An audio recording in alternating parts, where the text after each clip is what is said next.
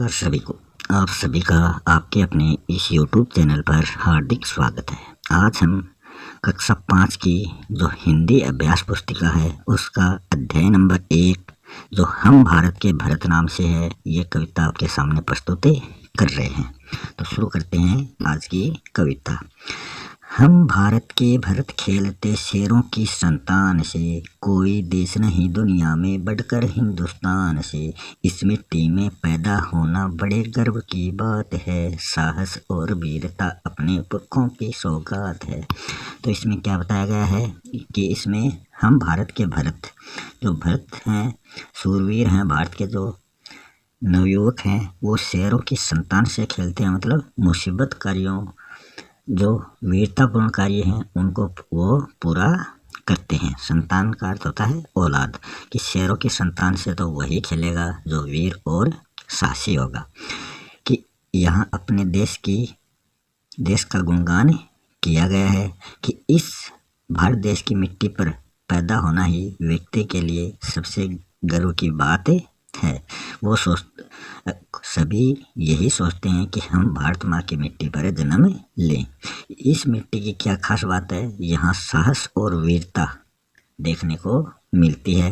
जो पुरखे हैं, जो पूर्वज हैं, उनसे हमें ये सौगात के रूप में साहस और वीरता प्राप्त हुई है। ये यहाँ खेलते हुए दिखाया गया है। आगे है, बड़ी बड़ी ज्वालाओं से कम नहीं यहाँ चिंगारियाँ, कांटे पहले फूल बाद में देती हैं फुलवारियाँ। कभी दहकते कभी महकते जीते मरते शान से, कोई देश नहीं दुनिया में बढ़कर हिंदुस्तान में।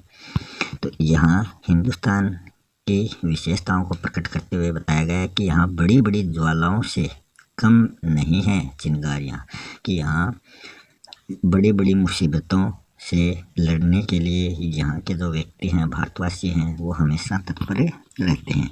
और क्या बताया गया है कि जैसे कली से फूल उत्पन्न होने से पहले ही पौधे में कांटे निकल आते हैं और उसके बाद में फुलवारियाँ फूल खिलते हैं।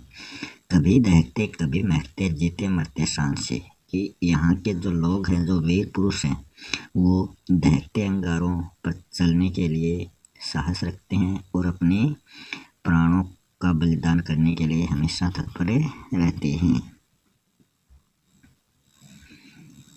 कूद समर में आगे आए जब भी हम ललकारने, उंगली दांतों तले दबाई अचरज से संसार ने।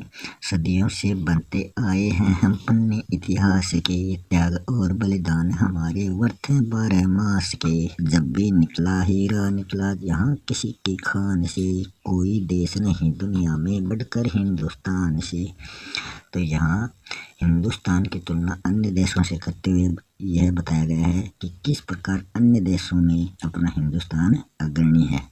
यहाँ पर क्या होता है कि समर युद्ध करने के लिए अपने भारतवासी जो योद्धा हैं वो हमेशा तत्पर रहते हैं और वो शत्रु को ललकारते रहते हैं कि हमारे भारत भूमि की तरफ अगर किसी ने गलत नज़र उठाई तो हम उसकी आंखें निकाल लेंगे। उंगलियां दांतों तले दबाई अचरज से संसार ने, कि इस संसार ने भारत की वीरता और उन्नति को देखकर आश्चर्य से उन्होंने अपने दांतों तले उंगली दबाई, मतलब आश्चर्य प्रकट किया है। और ये सभी बात हमें इतिहास के पन्नों में सदियों से देखने को मिल रही है कि इतिहास में इन सभी की वीरता की कहानियाँ हमें आज पढ़ने को मिलती हैं। और जो हर महीने, मतलब 12 महीनों में, साल के जो 12 महीने हैं उन सभी महीनों में व्रत और त्यौहार आते रहते हैं। तो वो व्रत और त्यौहार जो हैं वो यहाँ के त्याग और बलिदान की कथा सुनाते हैं। और यहाँ के जो खाने हैं उनमें से जो बहुमूल्य हीरा होता है वो निकाला जाता है। आगे है, यह धरती जो माँ है अपनी कैद हमें जान से प्यारी है, हम बालक के जिम्मे इसकी चौकस पहरेदारी है। बोलो मेहनत खूब करेंगे, कठिन परीक्षा आई है। माँ का दूध पिया जो है, सौगंध उसी की खाई है। इसी उम्र में परिचय पाले हम श्रम से बलिदान से, कोई देश नहीं दुनिया में बढ़कर हिंदुस्तान से। तो यहाँ अपने भारत की प्रशंसा करते हुए कहा गया है कि यह जो धरती है, ये जो धरती माँ है, ये हमें जान से भी प्यारी है कि हम इसकी रक्षा के लिए अपने प्राण भी न्यौछावर कर देंगे। हर बालक का यह दायित्व है कि वह इस धरती माँ की हमेशा चौकस पहरेदारी करे, इसकी रक्षा करे, दुश्मनों से इसको हमेशा बचाए रखे। और यहाँ का रहने वाले जो युवा हैं वो खूब मेहनत करें। आज उनकी ये कठिन परीक्षा आई है कि कभी भी उन पर मुसीबतें आती हैं तो वो उनका डटकर मुकाबला करें। माँ का दूध पिया जो है, सुगंध उसी की खाई है कि जिस वीर युवक ने अपनी माँ का दूध पिया है तो वो सौगंध खा के कहता है कि मैं अपनी इस मातृभूमि को दुश्मनों से हमेशा रक्षा करूँगा। इसी उम्र में परिचय पाले हम श्रम से बलिदान से। तो इसी के साथ ये कविता पूर्ण हो चुकी है। अब हम इसका अभ्यास कार्य शुरू कर रहे हैं। सोचें और बताएं, भरत किससे खेलते थे? कि जो भरत हैं वो किससे खेलते थे, तो ये बताना है। तो ये पंक्ति हमें कविता में कहाँ मिलेगी? ये मिलेगी सबसे शुरू में। भरत किससे खेलते हैं? तो भरत जो है वो शेरों की संतान से खेलते हैं। तो फर्स्ट का आंसर ये हो गया। फिर क्वेश्चन दूसरा क्या है? पुरखों की सौगात क्या है? कि पुरखों से हमें क्या सौगात मिली है? तो वो सौगात कहाँ है? पुरखों से हमें सौगात मिली है साहस और वीरता की। तो ये आंसर नंबर इसका 2 हो गया। फिर क्वेश्चन थर्ड है, हमें जान से प्यारी क्या है? तो यहाँ किसकी बात की है? भारत की जो जन्मभूमि है, अपनी जो धरती है वो जान से प्यारी है। इसका आंसर हमें कहाँ मिलेगा? इसका आंसर हमें मिलेगा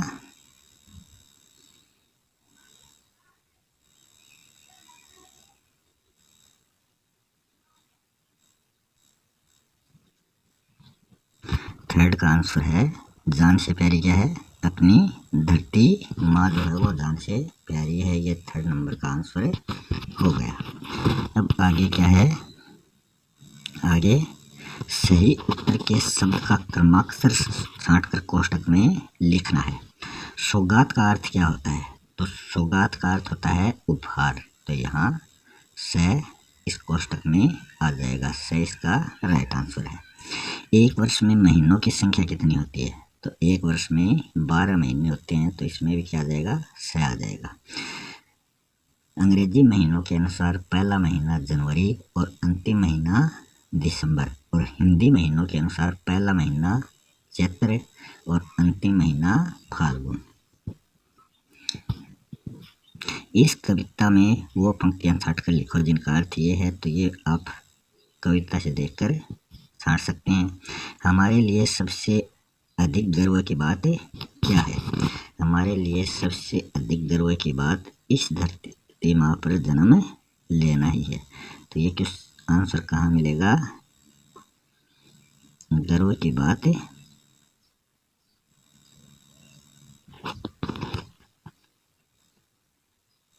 इसका आंसर है गर्व की बात क्या है? इस मिट्टी में पैदा होना। कि भारत देश की मिट्टी में पैदा होना ही सबसे बड़ी गर्व की बात है। फिर नेक्स्ट क्वेश्चन है, फुलवारियों से हमें क्या क्या मिलता है? तो फुलवारियों से हमें फल फूल मिलते हैं। कविता में हमारे कौन से व्रतों की बात कही गई है? कि अपने कौन से व्रत हैं जिनके बारे में इस कविता में बात की गई है? तो वो व्रत कौन से हैं? तो वो व्रत हैं त्याग और बलिदान के। ये इसका राइट आंसर हो जाएगा। नेक्स्ट क्वेश्चन है, बालकों की क्या जिम्मेदारी है, कि जो छोटे बालक हैं उनकी इस कविता में क्या जिम्मेदारी है। उन बालकों की ये जिम्मेदारी है कि वो चौकस मतलब सतर्क रहकर इस भारत माँ की सीमाओं की रक्षा करें, यही उनकी जिम्मेदारी है। आगे है, इतिहास के पन्नों में लिखी हुई कौन सी बातें हैं। इतिहास के पन्नों में भारत के जो वीर और साहसी व्यक्ति हैं उनके कार्यों की बातें लिखी हुई हैं।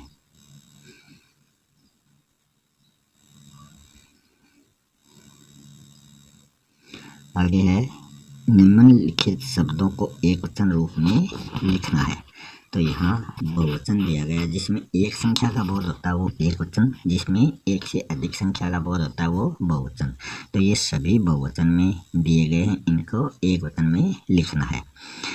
चिंगारियाँ चिंगारी, फुलवारियाँ फुलवारी। तो लास्ट की जो री है वो बड़ी आ जाएगी। बहुवचन में लास्ट की जो मात्रा वो बड़ी वो छोटी हो जाती है, एक वचन में वो बड़ी। जैसे चिंगारियाँ में री की मात्रा छोटी, चिंगारी में री बड़ी। तो इसमें ईया जो है वो हमें हटाकर ई बनाना है। सवारियाँ तो सवार और री बढ़ा जाएगा। क्यारियाँ री बढ़ा जाएगा। बिवाइयाँ ई बढ़ा जाएगा, बिवाई हो जाएगा, इसमें री नहीं ई आएगा। दवाइयाँ में बड़ा ई आ जाएगा। मिठाइयाँ में भी बड़ा ई आ जाएगा। तैयारियाँ में तैयारी री आ जाएगा बड़ा। सलाइयाँ में बड़ा ई आ जाएगा और चटाइयाँ में भी बड़ा ई आ जाएगा। आगे है, नीचे जो शब्द है उसमें पुल्लिंग स्त्रीलिंग सब छांट कर लिखने हैं। जो पुरुष जाति का बोध कराते हैं वो तो पुल्लिंग होते हैं, जो स्त्री जाति का बोध कराते हैं वो स्त्रीलिंग होते हैं। तो ये कैसे पता चलेगा, जैसे मिट्टी तेज आंधी आती है तो मिट्टी उड़ती है या फिर मिट्टी उड़ता है। अगर मिट्टी उड़ता होता तब तो ये पुल्लिंग होता, और मिट्टी उड़ती तब ये स्त्रीलिंग है। तो मिट्टी उड़ती है तो ये क्या है, स्त्रीलिंग है। उंगली बड़ी है या फिर उंगला बड़ा है। तो उंगली जो है वो हम कहते हैं कि उंगली बड़ी है या उंगली छोटी है, तो ये स्त्रीलिंग है। हीरा अमूल्य धातु है, तो हीरा क्या है, पुल्लिंग है। बालक दौड़ा, बालक खेलता है, पुल्लिंग है।